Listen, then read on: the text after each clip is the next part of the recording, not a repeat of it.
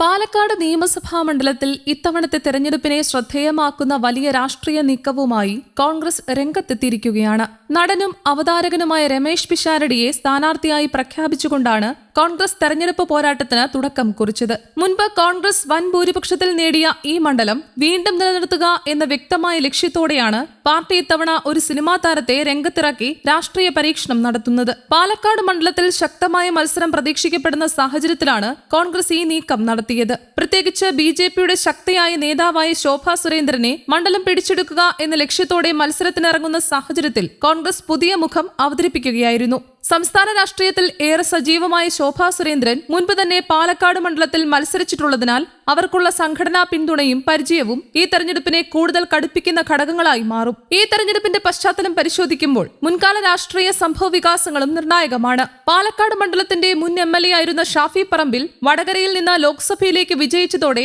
നിയമസഭാംഗ സ്ഥാനത്ത് ഒഴിവുണ്ടായി. അതിനെ തുടർന്ന് നടന്ന ഉപതെരഞ്ഞെടുപ്പിലാണ് യൂത്ത് കോൺഗ്രസ് നേതാവായ രാഹുൽ മാങ്കൂട്ടത്തിൽ കോൺഗ്രസ് സ്ഥാനാർത്ഥിയായി മത്സരിച്ച് വിജയിച്ചത്. അന്ന് ബിജെപിയുടെ സ്ഥാനാർത്ഥിയായ C കൃഷ്ണദാസിനെ 18,840 വോട്ടുകളുടെ ഭൂരിപക്ഷത്തിലാണ് രാഹുൽ മാങ്കൂട്ടത്തിൽ പരാജയപ്പെടുത്തിയത്.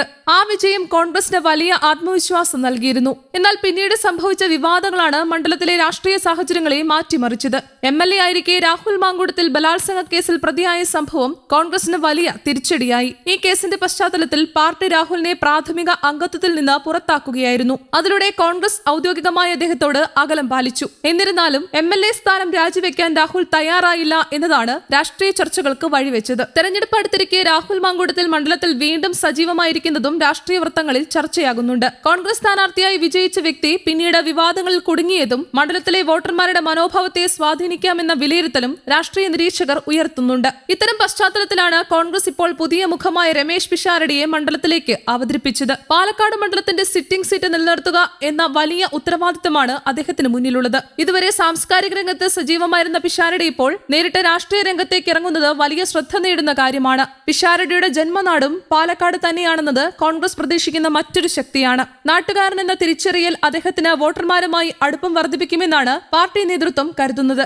അതേസമയം മുൻപ് മണ്ഡലത്തിൽ മത്സരിച്ചിട്ടുള്ള ശോഭാ സുരേന്ദ്രന്റെ സാന്നിധ്യം പിഷാരടിക്ക് വലിയ വെല്ലുവിളിയായിരിക്കും. ശോഭാ സുരേന്ദ്രൻ സ്ഥാനാർത്ഥിയായി പ്രഖ്യാപിക്കുന്നതിന് മുൻപ് തന്നെ മണ്ഡലത്തിൽ സജീവമായിരുന്നു. വിവിധ മേഖലകളിൽ പരിപാടികൾ സംഘടിപ്പിച്ച് വോട്ടർമാരുമായി ബന്ധം ശക്തമാക്കാൻ അവർ ശ്രമിച്ചിരുന്നു. കൂടാതെ കഴിഞ്ഞ തദ്ദേശ സ്വയംഭരണ തെരഞ്ഞെടുപ്പിൽ പാലക്കാട് നഗരസഭ ബിജെപി നിലനിർത്തിയതും പാർട്ടിക്ക് ആത്മവിശ്വാസം നൽകുന്ന ഘടകമാണ്. ഇതിനിടെ ഇടതുമുന്നണിയും മണ്ഡലത്തിൽ തങ്ങളുടെ തന്ത്രം രൂപീകരിച്ചിട്ടുണ്ട്. പാലക്കാട് മണ്ഡലത്തിൽ സ്വതന്ത്ര സ്ഥാനാർത്ഥിയെ മത്സരിപ്പിക്കാനാണ് LDF തീരുമാനിച്ചിരിക്കുന്നത്. വ്യവസായി NMR റസാഖിനെ സ്ഥാനാർത്ഥിയായി പരിഗണിക്കുന്നതായാണ് റിപ്പോർട്ടുകൾ. വ്യവസായ രംഗത്ത് സജീവമായ വ്യക്തിയായ റസാഖിന്റെ സ്ഥാനാർത്ഥിത്വവും മത്സരത്തെ കൂടുതൽ ത്രികോണ പോരാട്ടമാക്കാൻ ഇടയാക്കും. കോൺഗ്രസ് സ്ഥാനാർത്ഥിയായി പ്രഖ്യാപിക്കപ്പെട്ടതിൽ വലിയ അഭിമാനവും സന്തോഷവുമുണ്ടെന്ന് രമേശ് പിഷാരടി പ്രതികരിച്ചിരുന്നു. പാലക്കാട് ജനങ്ങളുടെ വിശ്വാസം നേടുകയാണ് തന്റെ പ്രധാന ലക്ഷ്യമെന്നും അദ്ദേഹം പറഞ്ഞു. ഇനി മുതൽ പാലക്കാട് ജനങ്ങളുടെ ആവശ്യങ്ങളും പ്രശ്നങ്ങളും മനസ്സിലാക്കി പ്രവർത്തിക്കാനാണ് തന്റെ മുൻഗണനയെന്നും പിഷാരടി വ്യക്തമാക്കി. കലാരംഗത്ത് സജീവമായിരുന്ന തന്റെ ജീവിതത്തിൽ ഇപ്പോൾ ഒരു പുതിയ അധ്യായമാണ് ആരംഭിക്കുന്നതെന്നും അദ്ദേഹം പറഞ്ഞു.